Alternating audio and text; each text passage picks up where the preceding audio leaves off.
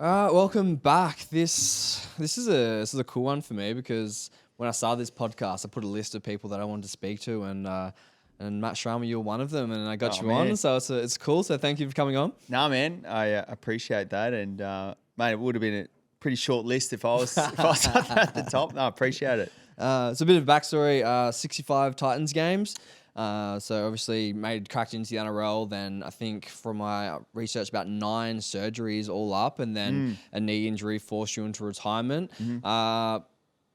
Your family was very rugby league growing up. It was rugby league. Your brothers and your father and all that were very rugby league focused. How was that sort of having to come to terms at an early, 26? Yeah, I think it was 26, which, man, you have visions of playing, when you actually make it to the NRL, I'd assume most people have visions like I did of playing to at least early 30s, mid 30s. So for it to be, in my eyes, cut short is obviously pretty hard. Not only physically, obviously, but mentally. It was really tough. It was a really tough time because I guess my whole identity was wrapped in as an NRL player. It's all I ever knew. I pretty much come straight out of school into pro sports. So, it was a tough time. I think I've had obviously what I do here is speak to athletes who go into business, and so many refer to what you referred to as it's your whole identity, and you sort of transition. And it's cool the people I speak to, because a lot of them are doing business now, and it's cool to see that transition from, all right, my whole identity is athlete, and now I'm business, or I run this and that. So was there anything particular that sort of helped you transition through across and helping you establish your new identity?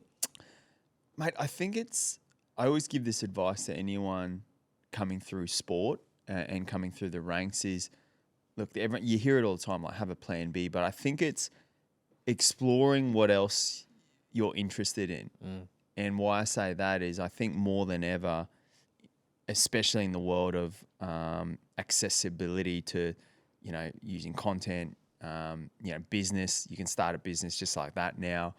I think players are more able to create things outside of the footy arena, and knowing what I know now in business, it's like, man, use that time wisely, use your network wisely, use your creative space wisely, and don't be afraid either. I know there's like a misconception or like a perception, I guess, in footy, you're a footy player and you don't want to be laughed at by the boys or whatever. So I think for me, I always had this slight interest in property, and I used to just explore it. I remember even doing like work experience part-time whilst I was a professional athlete, just to explore. So that's probably my biggest advice there, is just explore kind of other avenues and what you're interested in, because it won't last forever. Yeah. So I did a presentation in a school workshop the other day, and I talked about the 30-second athlete. And so like the dude perfects and the trick shots, and I think there's that Jed on, he does the field goals, and you don't have to be the complete athlete anymore. You can literally just have a skill that is, you take content of it and it's really cool at doing one thing. Like, you don't have to be the best footy player. You can just be really good at kicking and make a kicking page. And I think that's pretty cool in the sense that if maybe you don't make it, or you sort of have a career change, you use all that skill, like you say you're a goal kicker and all your life you just focus on that, you can now make a career from being a goal kicker, content creator. So I think that's pretty cool, and the way the world's going. It's insane, man. And I just think the accessibility to being able to put yourself out there and build like a brand for yourself is it's so key, I think, at the moment. So sort of how long did you play football for? Did you start when you're the general, 5 years old? Yeah, the general, man. It's about 20 years. Yeah. So literally a whole life, and finally got a crack professionally at the age of 19. Yeah, cool. Young debut as well. Nice. Yeah, it was. Yeah, it was only really me. I remember Ryan James and Jordan Rankin. I think we were the only kind of kids as teenagers. The rest of the team was Scotty Prince, Preston Campbell, Matt Rogers. So all these dudes who were like, mid-30s. Yeah. So it was a big gap. So I was really close with a lot of the younger guys. You mentioned some big names in rugby league, like Scotty Prince, Preston Campbell, like all-time greats. Aside from rugby league, were there any other skills that you sort of got taught in the dressing rooms or at training that sort of helped you go on? Yeah, and it kind of leads me, I guess, to where I am today in a way. Like a lot of the older guys. I remember Ash Harrison, actually. He was a guy who's pretty quiet, but mate, at the time he was playing Origin and stuff like that. I really looked up to him because he was a hard trainer. Hey? Like just the epitome of like not the fastest, not the quickest, fittest, all that, but just, man, he kind of always was early, routined, super structured, like did his recovery. One of those guys. And I also found out in his personal life, like he was into like investing and buying properties and stuff like that. So yeah, I used to talk to him here and there, and I guess that's kind of rubbed off on me a little bit when I started talking to some of these older guys. Was like, well, I'm earning more money than probably most 19, 20-year-olds. And I hear stories of some of my other teammates, blowing a lot of their dough. So I think I was lucky having some of those older heads in the team. It just gave me a bit of an influence, I think. Yeah. Sort of led me to the next question was who were you having those conversations with? So you mentioned Ash Harrison. Was there anyone? I played footy myself, and I could probably count the times that I had a conversation in the dressing room, like, oh, so what stocks you investing in? Like, how much property do you have? You got any of this? So with anyone else apart from Ash Harrison? Mate, 100%. I remember Luke O'Dwyer gave me my first like person to talk to, like a broker. I didn't even know what a finance broker was. So that was good. So Ash Harrison was always a good one. A lot of the older guys I used to, Luke Bailey was another one I always looked up to, Nathan Friend as well. A lot of those sort of older guys. But believe it or not, Ryan James, I guess subconsciously, Ryan James and Jordan Rankin, both young guys like me, but they're actually really savvy. They loved property. We all bought property pretty young, which was cool. And we're still all talk today. Like we have a little chat every now and again, and we just chat numbers. Hey, it's awesome. That's because I've seen both of them do really well in property too. So I guess I was really fortunate. I had some good influences around the club, not only older, but also guys my age too. Because yeah, you're right. Like very rarely outside of that crew was there property chat. I think such a key thing you mentioned there was just having the environment. It was cool that you just mentioned there were the younger people, but you're still having those conversations. And one thing I'm sort of learning more is how important your environment is around you and the influences that you have. And it's the older I get, the more I understand and appreciate it, and the more I probably didn't respect it when I was younger. Oh man, it's everything. Like it literally is. And if you're an athlete or someone wanting to become an athlete or whatever it is, I think it's so important to, again, have some environments or people outside of the professional sport world, because it is a bubble and you can get absorbed from the grind every single day, the pressures of professional sport, the training, the performance at training, the game review, then you got next game to prepare for. So you're in this bubble. I think I really, looking back, if I had my time over, I would have made more conscious effort to create more environments completely outside of the footy world, for sure. Yeah. And I sort of talk about it with the athletes who I sort of work with and growing up, and even opportunities like sponsors days. A lot of athletes say, the sponsor, I don't want to have to go there. But it's like, you get to go and hang out with CEOs and business managers and marketing officers. And for me now, I'm like, that's you're in the room. Like, you want to be in the room where it happens. How cool is that? Mate, it's probably the biggest, not regret, but I was really fortunate that I always kept good relationships.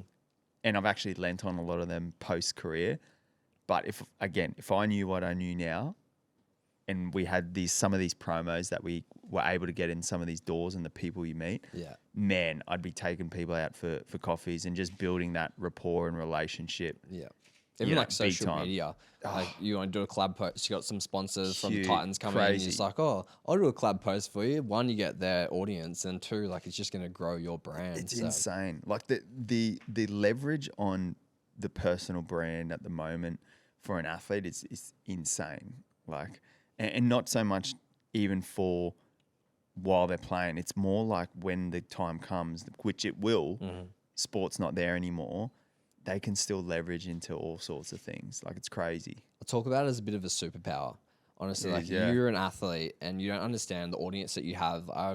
have a look at some athletes' pages and they have 20, 40,000 followers and they're posting once a month. And I'm posting like 7 times a day and I'm trying to get there and they get no traction. And it's like, if you combine your superpower of your audience with a half decent plan to grow your audience and even, probably got a little bit of money, pay some social media marketing manager to outsource it all. So the things, Oh man, I always think about it, right? If I had Instagram back when I was playing, because I didn't think I even had it. Maybe when I was retired, I had Instagram, but if I had Instagram back when I was playing now, and I started getting, popular in the footy circles and whatnot, I'd intentionally just start like thinking what other avenues could I monetize my brand in and leverage and create impact in. Yeah. And not even a case of my, putting so much attention there that, you're a full-time athlete and that's going to take most of your time and that's the breadwinner.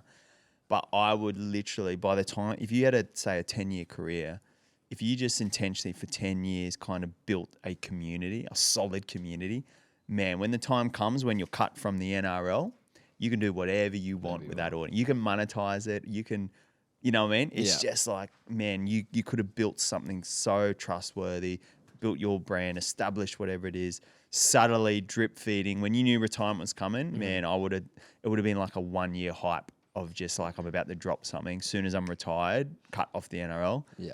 Man, it's just insane. Like I just, knowing what I know now in business, it's like some of these guys as athletes now and girls, it's really exciting if they know how to leverage it. Yeah, 100%. Especially as you said, the community space is huge and sort of leads me into, I was going to say this later, but it flowed right perfectly. I saw the other day, you had a Hormozy story up and you're watching him, and I know sort of the connection is the school. He's obviously one of the influences for school. So tell us, what's the biggest thing you learned from Hormozy?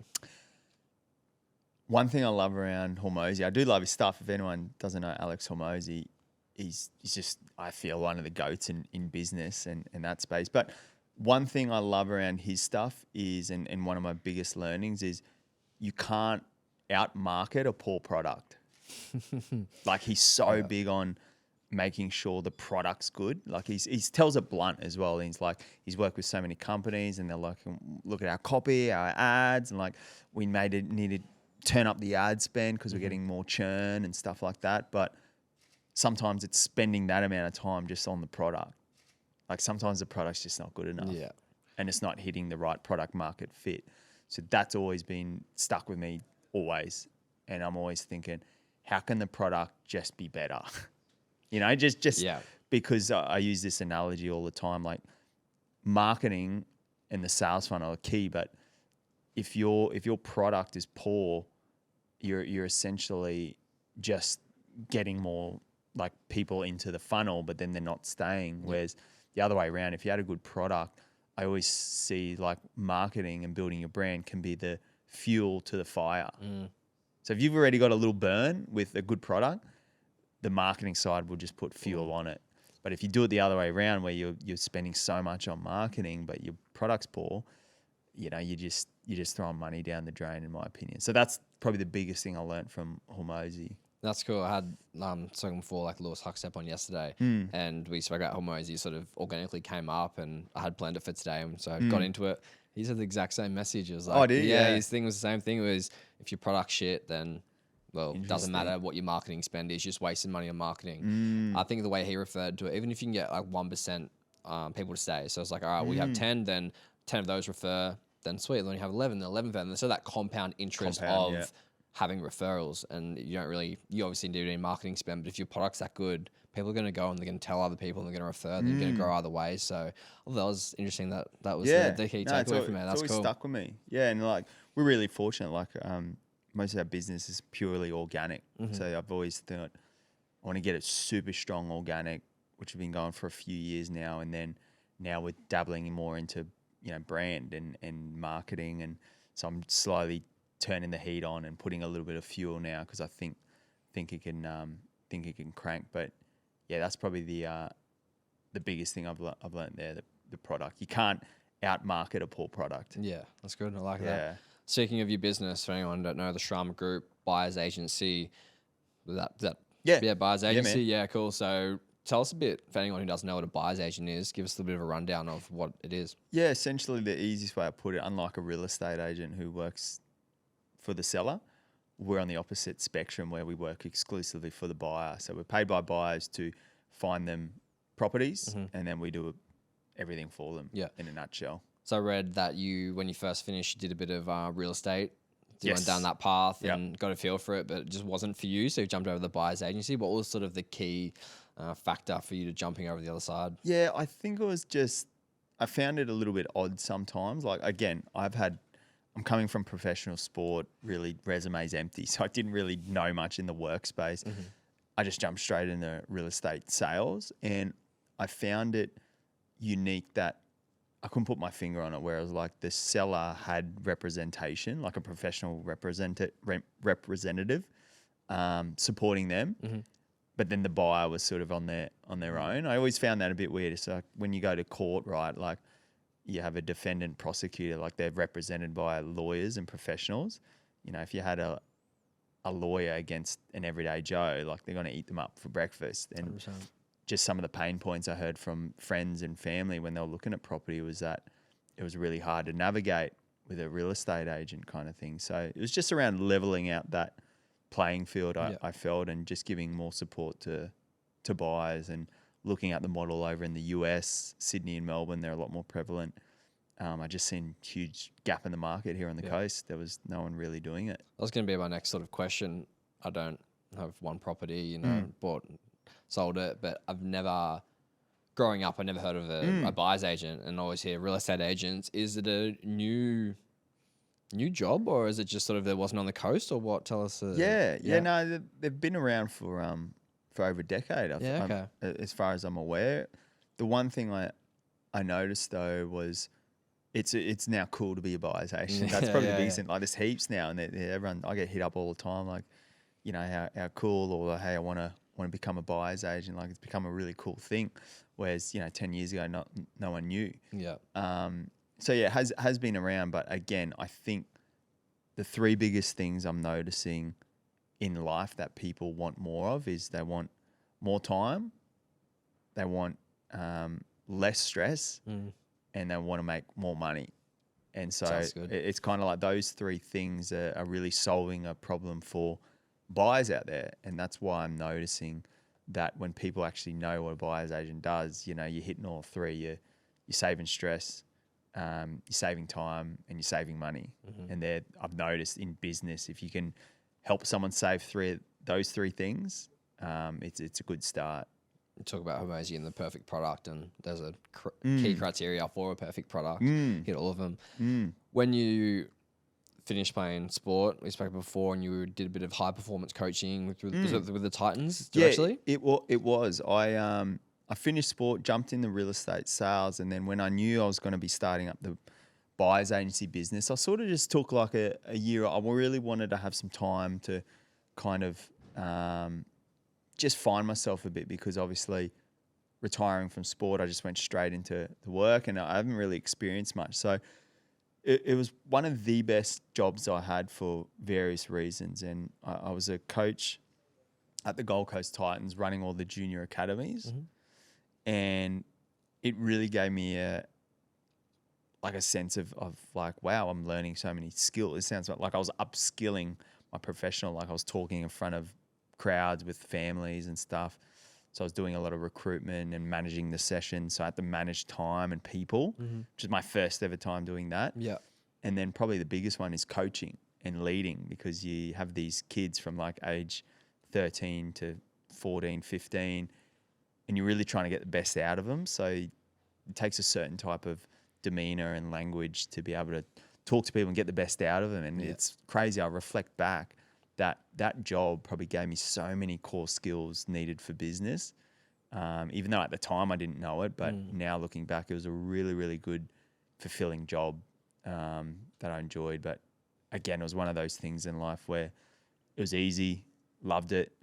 I love a challenge, and I've never started a business. Business wasn't in the family, so I cut that job and just went all in with business then. Yeah. I think what I took from that is work to learn, not to earn. And I've had a lot of people 100%. sort of talk on the show about you don't really know the skills that you're learning at the time, but they're so beneficial. And you talk about all those skills like the leadership and the coaching and speaking in front of people. And you probably didn't know at the time, oh, I'm going to go and use these later, but you just embrace the moment. And as you said, you love the challenge. So you take the challenge on, and with the challenge comes the learning. So I think that's such an important thing, is you don't always have to have an end goal sometimes. It's just embrace the journey of what you're learning and go from there. Oh man, I think learners are owners at the end of the day, 100%. And like, if you can improve your skill stack, and I said this to the team the other day.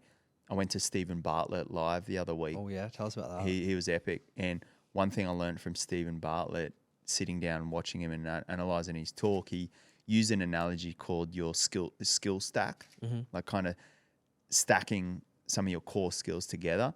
So he used an analogy like Lomachenko, you know, the boxer Lomachenko. Yep. He's a gun, whatever. Everyone at the highest level, right, they're all good at what they do. So he used boxing as an example. All the best boxers in the world, they're gun boxers.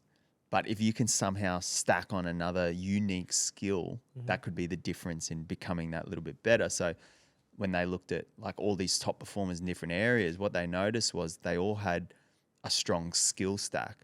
So his other opposing skill was his feet, and he was super quick. And then after unpacking it, he was doing dance lessons since he was 6 years old. No way. Yeah, his father put him in the dance and ballet. And then they use some analogies around some other sports people who also had a psychology degree and stuff like that. Just reading the game, reading their opponents. Yeah, so it was really interesting. So it's like finding these unique skill stacks, and that can only come from, as you said, trying new things. Yeah, which I think as an athlete, if you can become an amazing athlete, maybe doing something else on the side may improve you as an athlete overall, or whatever your next transition is. So I thought that was really unique, like finding your skill stack. Yeah. Sort of, I love the skill stack, and then also like is unfair advantage. So it's sort of leaning into where are you better than other people? Yes. And like if you're, as you said, like everyone at the top, everyone's sort of, 1%, 1%. It's like, all right, but where are you better? Where are you different? And that's one of the things I'd teach in like the branding workshops is we go through all your skills and all the things you like, and then the last little thing is you have one line, and you've written 30 things already and about who you are. I'm like, no, you have one line. Like, what is you? Like, where can you win that no one else can win? And I like that sort of awesome. Dancing. That's cool. Speaking of unfair advantages, do you think you had any unfair advantages that helped you get to where you are? Unfair. I always look back, and definitely with footy side of things, I mean, now that you're asking, I've never really asked myself that, but now that you're asking it, like, definitely wasn't the fastest or fittest, anything like that. And it could be an advantage, but I had parents who were from Poland and Philippines, so they were immigrants to the country, and them seeing their work ethic, I think subconsciously, just kind of, I guess, was ingrained in me, and that could have been an unfair advantage, because I really wholeheartedly believe I only got to play professional sport because of my work ethic. Yeah, and like, I didn't even make many rep teams growing up and stuff like that. It was just like, I don't know, it's just you see your family work hard, and it was kind of in my DNA. And I think it's the same in business too. Like, I've got no business experience at all. And sometimes I think to myself, like, man, I'm doing some crazy things, but I'm like, I've got no warranted degrees to be doing any of this. But a lot of it, I put it down to just seeing my family work hard, to be honest, and learning along the way. This is a bit of a personal question, because you sort of said there that you have no degrees, and I know for myself, do you ever get a bit of imposter syndrome where you're sort of sitting there, you're like, I know you back yourself, always back yourself, but sort of you're sitting there, be like, I back myself, but is this right? Like, do you ever get that as well? Or you're pretty sweet? Sometimes. I mean, I believe in life, like in life you don't get what you want, you get what you believe you deserve. Okay.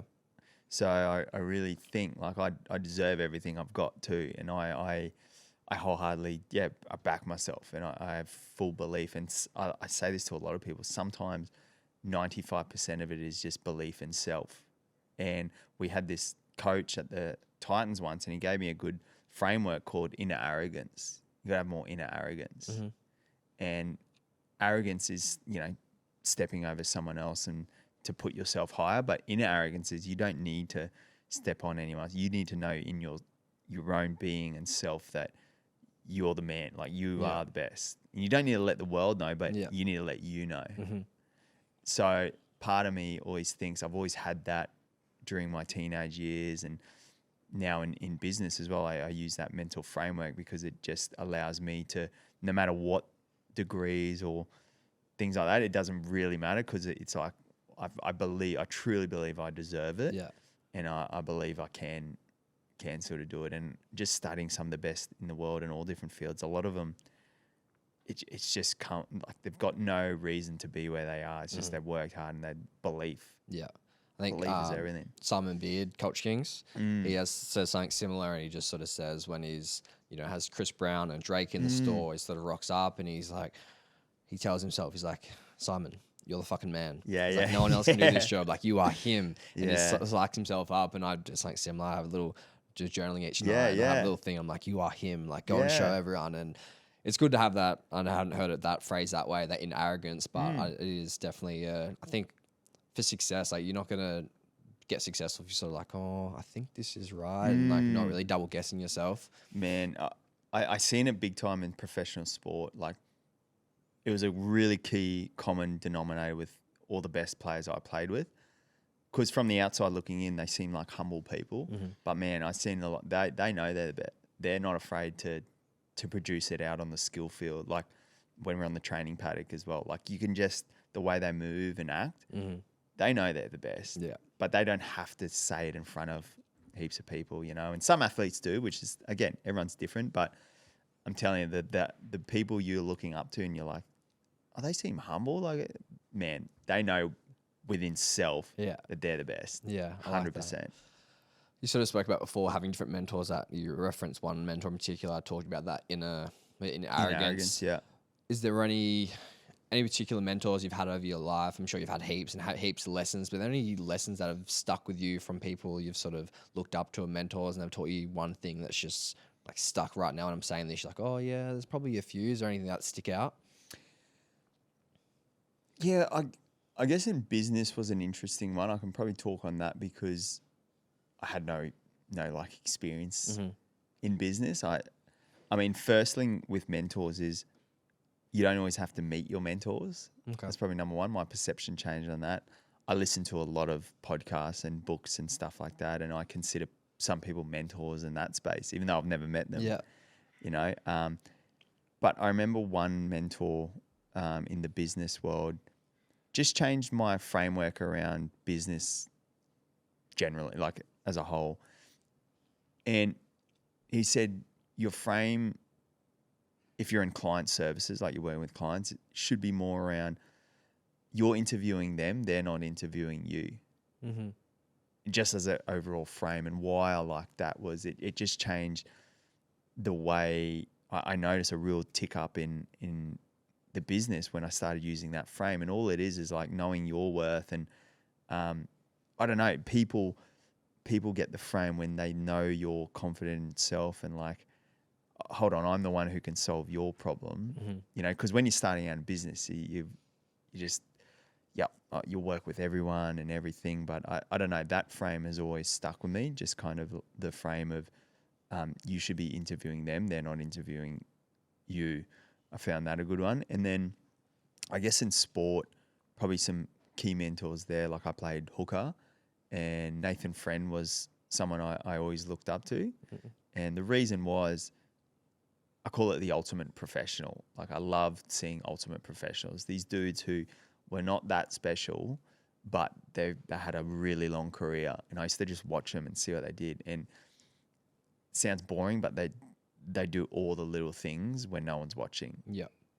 That's what I know. Franks. Right. That's what I noticed it is. It's like, it's all the stuff when no one's watching. It's the little 1%ers with recovery, food, doing extra video, those sorts of mentalities. So that's always stuck with me, where if I know with myself I need to do something or whatever, and I know no one's going to see me do it, it's just I'll do it because no one's watching. Yeah. And that's what I noticed some of the best do. What is it? What you do in the light? What you do in the dark puts you in the light, and I always Ooh, like coming I back like to that that. one. Yeah. So it's like a bit of a there. What you do in the dark Puts you in the puts light. you in the light. Oh, I'm writing that one down. Yeah. We'll chuck it on the quote board downstairs. Yeah, the quote book sign. Yeah. I like that.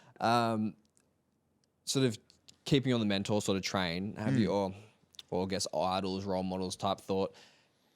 Have you ever had any moments where you've sort of idolized someone and like any pinch me moments where you've sort of like, say Stephen Butler, for example, you obviously didn't get to meet him, but you got to go see him live and you got to meet him. I'm sure it'd be a pinch me moment. Yeah. Have you ever had any standout pinch me moments where you're just like, wow, like, you know, you visualize this when you're a little kid and you sort of get to go there when you're adult? Yes. Mate, nothing. I'm just trying to think. There are people like that. Like, it's just changed so much. Like, people I'd love to, it would be like a pinch me. Or if you can't think of any who are some Yeah, that you got to. yeah. I mean, because we're on topic of it and it is relevant. Like, I love Stephen Bartlett. I'm spewing I didn't just pay the extra few $100 to do the VIP now. Yeah, I'm like, yeah. I should have just done it. But he's definitely one. I just love his philosophies around business and whatnot. There's a guy named Dan Martell, really like at the moment. I'd love to just pick his brain in business. Obviously, Hormozy would be a good one just from a business side of things. But I really like Dean Graziosi and Tony Robbins. They're sort of the OG self-development. I don't know. Yeah. Just seeing them crush it for so many years. And I was listening to a lot of Tony and Dean when I was going through that tough time of retiring. Yep.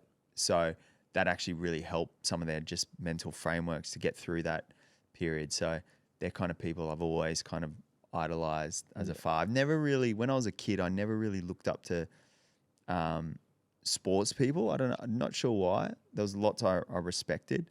But then when you obviously start playing against them and they're competitors. Yeah, it's like, you just want to beat them. Like, Yeah, everything yeah, else you going want- out the window. As long as you get that 100%. W. Yeah. So now I really look up to people who I see as doing really well in business, but they're also balanced in life. Yeah. I think that they're healthy. Yeah. Seems like they got nice family life and stuff like that. They're the people I look up to. Yeah. Yeah. I think that's been a bit of a change sort of recently that I've noticed anyway, is the whole holistic health is way more important, where I know this because I was younger and growing up, I've just noticed it more, but I feel like there's definitely a change, and used to be make as much money as you can. Now it's like make as much money as you can by only working 4 hours a day. Make sure you have your ice bath in the morning, your sauna at night, and that's sort of the goal now. Yep. How do you still get your competitive fix? Obviously, playing sport, you do it because you're an athlete and you want to compete. Yeah. How do you go about getting your competitive fix these days? Mate, it's a really good question, because once an athlete, you're always an athlete. And my observation of some of teammates and people who retire, the big reason they struggle, I feel, is they don't have the outlets needed. So they're searching for them outlets in unresourceful ways.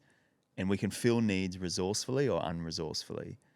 And what I noticed for myself, I found a lot of resourceful ways. Intentionally, I had to find resourceful ways to stay competitive. Yeah. So, big one was, that was a big reason why I got into business. It was super uncomfortable. Yeah. And it was nearly a competition with self, was number one. But then when you get in business, you're actually competing with other businesses in the same industry. For sure. There's no contact, obviously, but it's still You're still there. You have it's them still looking at competitive, the man. ads come up. You're like, oh, I gotta get Yeah, better than you. it's competitive, which I love. Yeah. I'm all about healthy competition. So they're resourceful ways I've found to fill that void, because so many people ask me like, oh, you're still young, like you're fit, like we play park footy or anything. I'm like, man, I've got no desire, and I've realized I found out what it is because I get so much stimulation outside the footy field now. Yeah, okay. And then I love fitness and health and training. So like I'll do swim sessions with the lads and we get competitive. You know, I was doing jiu-jitsu for a while and loved that because it was super competitive. Boxing and just finding all different ways to test the brain, test the mind, and test the physical body. I think it's super important as an athlete. You have to keep those going, because the biggest thing I've found athletes struggle with is once the competition of NRL is gone or whatever your sport is, if you don't fill those needs resourcefully, you start feeling them unresourcefully. Mm. You know, and you see so many people go down the wrong path. For sure. You sort of talk about those personal achievements outside of sport and business and doing jiu-jitsu and things like that. What are some of your biggest ones? You done any like triathlons? You're a runner. What are some of your big accomplishments? It's funny. That's literally a guy, a mentor I'm talking to at the moment, just finished another triathlon. He's like in his 50s. It's super inspiring, and it's got me. I've got the bike now. Yeah. I've been swimming. Yeah. I'm from Western Brisbane. I cannot swim, but Yeah. and I'll tell you what it is. It's like I want to test my mind on a new level. So For sure. triathlon is literally next on the Cool. list. Just started playing golf too. Oh, back that's a end of mental last year. challenge. Right. Good luck with that one. I wish I took that up earlier. Yeah. But yeah, things like that. I'm always testing my mind and physical. I love pushing myself physically, For sure. just to see where it can go. If you so need some confidence boosting around swimming, Yeah, right. if it comes to me, bro, I'm getting there. I'm the same thing. I just sort of, I wouldn't say my fitness era, but I've started running into half marathon on the weekend. Oh, wow. I'm just really trying to get into, just challenge myself. A mate and I do a bit of training, and we've said we're going to do a half Ironman in September. So yeah, wow.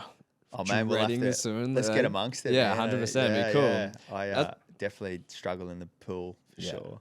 That's one thing I like about the podcast, and as we spoke about at the start of the podcast about environment, and the more I literally started by my Instagram stories, Keegan Hipgrove was one of them, and he went to the Whoop House, and I remember sitting on my couch just on the Sunday, just doing nothing, and I'm like, I want to go to the Whoop House. I want to be the sort of person that gets invited there because I do cool things. I'm out in the testing my body and doing things like that, and it's, as I said, it's being in new environments and having new people who inspire you to push you further is such a, I think it's a life hack. I'm going to call it a life hack to 100%. help you grow. Yeah, 100%. Agree with that. So you've been in business for a while now, done a bit of sport. What are some of the biggest lessons that you've had to overcome? So give us one of each if you have one.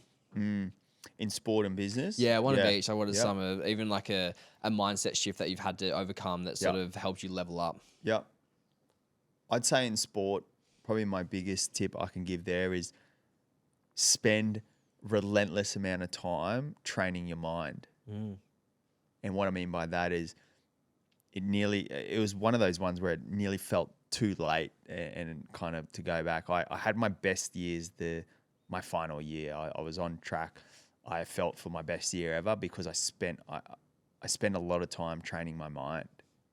And what I mean by that is, again, everyone's good in the NRL. Like, you don't get there by not being talented and good, and you can train hard and all those sorts of things.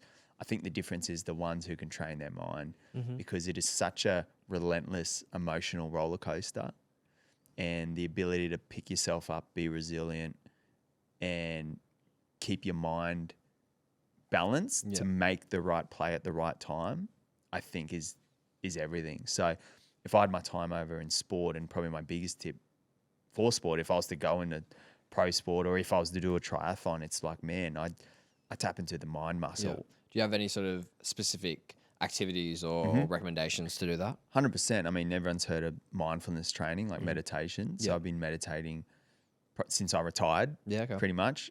And what does that look like? Just 10 minutes in the morning, 10 minutes at night through YouTube, guided visualization? Yeah, I always do about a 10 to 12 minute routine every morning after I train, and the focus of that one's more of like a mindfulness activity, and it's a really simple one if anyone's new to it. And how it started was, I heard this one where it's like 5 things you can hear, 4 things you can sort of feel, right? And that was kind of my basis, 5 and the 4. And then what it is like, you just close your eyes, focus on the breath, and then you start hearing the waves. I'd always do it at the beach. Hear the waves, hear a bird, and the ability is not so much to not get distracted.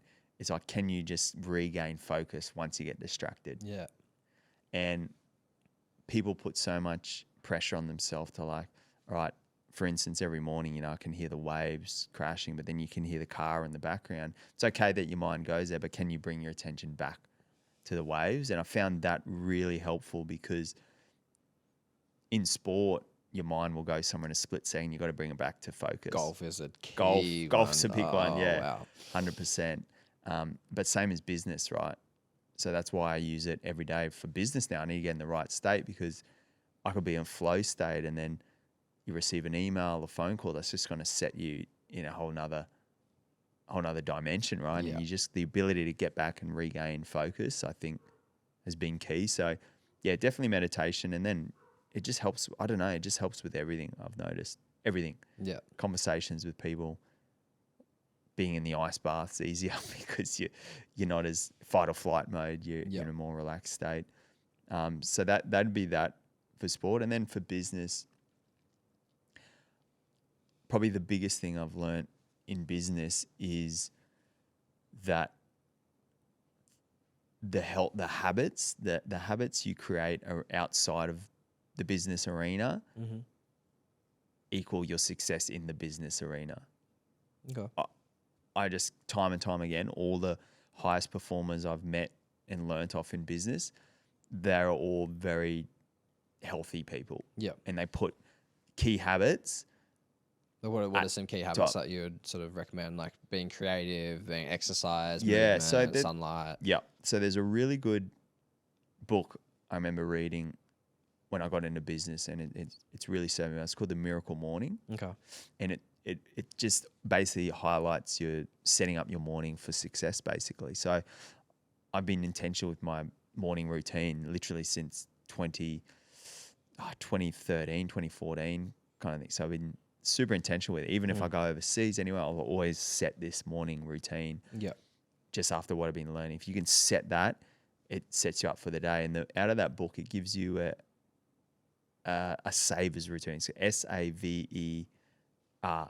And it's, what is it? It's solitude, exercise, visualization, SAVE exercise, reading and scribe.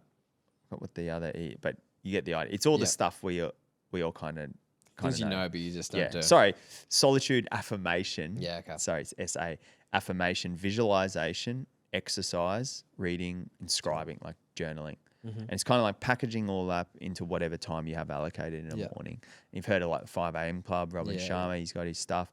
But whilst it's top of mind, actually, I just come back from Gwingana Health Retreat as well a few weeks ago. A lot of successful business people there, and a lot of the peak performance habits we were learning was all around, again, you're setting up your day for success.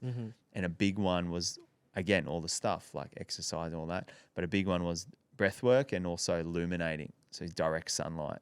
Human effect. Yeah. So a lot of that stuff. So that's my biggest thing in business. Like before you even worry around the frameworks, because there's endless things I could talk around in business. It's like set yourself up for business success first. Yeah. And I've noticed it literally comes from the habits you're getting done before you enter the arena of business, because it's a sport. Yeah. It's a sport. Business is a different sport. 100%. I like that. That's cool. What was the book again? The Miracle Morning. Miracle Morning. Yeah, it's a good one. I'll try it on the list. I just finished a book, so I'm looking for a new one. Oh, sick. Yeah. So it's a good little process there. But man, just getting I believe health is wealth, and then it all starts. That's your foundation. Yeah. Because again, I could give you the 10 best business tips of all time. But man, if you've got no energy to execute, it doesn't 100%. Doesn't really matter, right? Went to a conference the other day and it was sort of, if I gave you $10 million right now, would you take it? And it's like, yeah. It's like, what about if I only said you only have one day to live? Are you going to take it? It's like, no. Yeah. It's like, all right, so what's more important, money or your health? Your health. All right, so get your health right and the rest will come. So I thought that was interesting. Good. Yeah. I got a guest question from a staff member at Social Lab. Oh, shout out to Social Lab. Shout out to Social Lab. Geez, they do a great job. No, don't they? That Emily chick? Yeah, she goes all right. Yeah. If you could start one business not related to real estate, what would you do? Not related to real estate. Yeah. Yep. It would be an e-commerce business. Mm-hmm.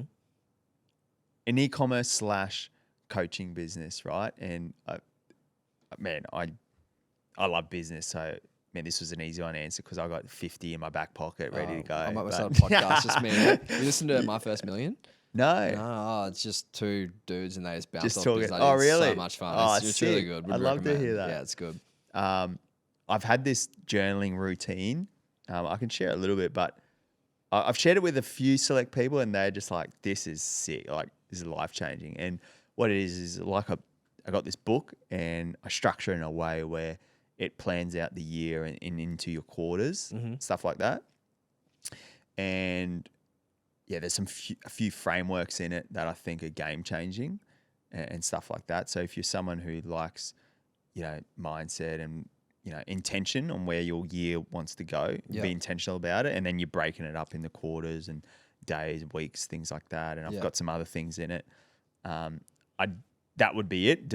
Putting that book on the market, the one I created. And then I'd create it in a real minimalist, slick looking design. So when you open it, it's just like, boom, smells good and that. And I do it via e-commerce, but then I'd run workshops every quarter to use it. Community. Yeah. But then off those communities, obviously a lead funnel into, potentially intimate group and one-on-one coaching. And you got some retreats going away. Ones want to come together. Exactly, man. Create a community off of it and stuff like that. And have a 3-tiered course system and stuff. But I think I love that. I really feel one day I will be doing something in that sort of holistic wellness and the lessons I learned from sport and the structures I learned from business. Because at the end of the day, that's huge impact, right? And I always believe the more impact equals more income.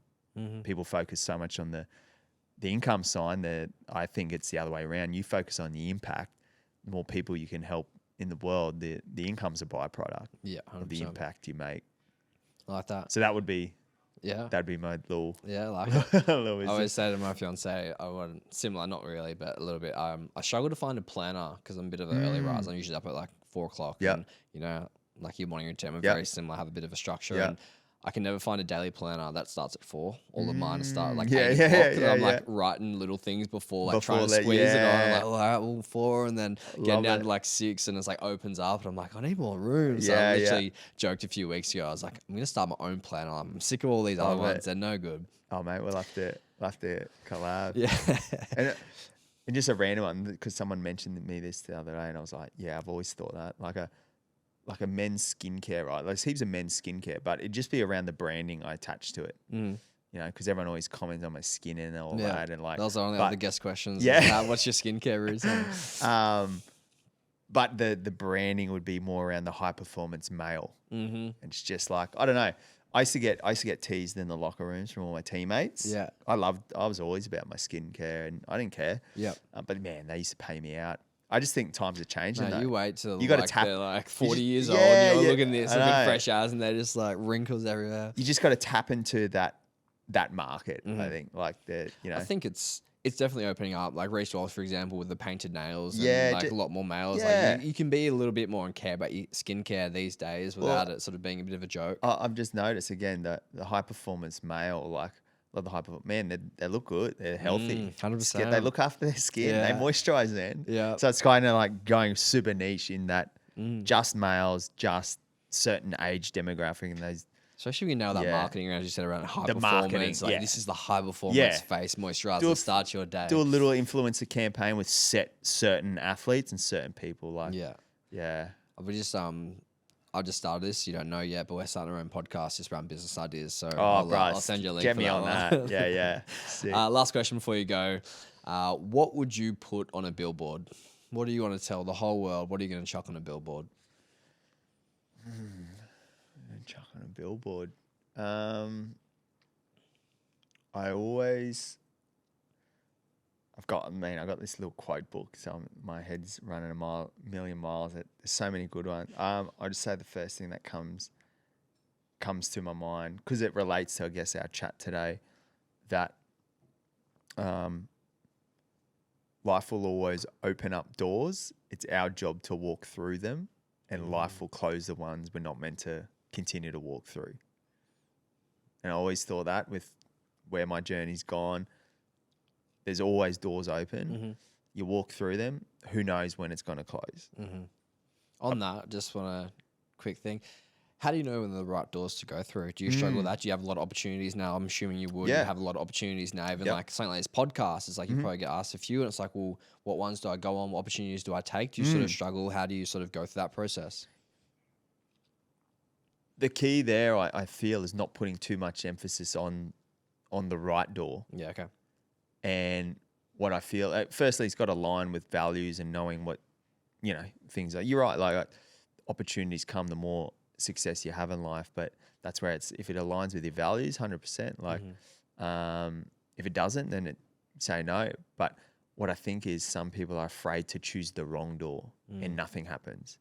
Whereas I really feel like just going through the door, life will close it if it's not meant to be the one. So I remember during my footy career when retirement came, it was like, man, I've got I've got an endless amount of next doors I could go into. Like I got no idea, and just go into one.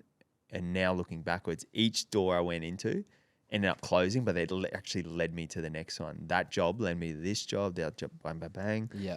Insane, like insane. So I think the key is if you're someone who's feeling stuck, sometimes that feeling is just you're afraid to walk into a door. So just walk into one, and if it's not meant to be, life will close it if it's not meant to be. But don't be afraid to not walk through. MJ, you miss 100% of the shots you don't take. 100%, man. So yeah, that's what I put on a billboard. Nice minimalist font, just clean. Yeah.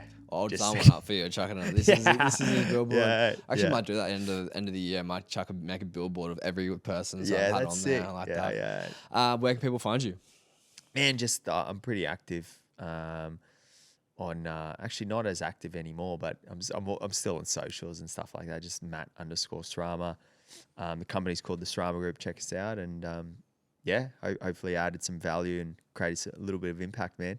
Appreciate it once again. Thank you for coming on. I learned such a good chat, and as I said, just having these guests on, I'm learning more and more, and I appreciate you taking the time. Love it, man. Keep up the great work you're doing too. Like noticing from afar, and man, compound effect. I always say, man, It's a good book. Yeah, never judge success in. You can always judge success on time horizons, right? Someone's looking for success in 1 month, 6 months, judge it on the consistency over 3 years and see what happens. What a way to finish. Thank Love it. you. Let's do it. Thanks, brother.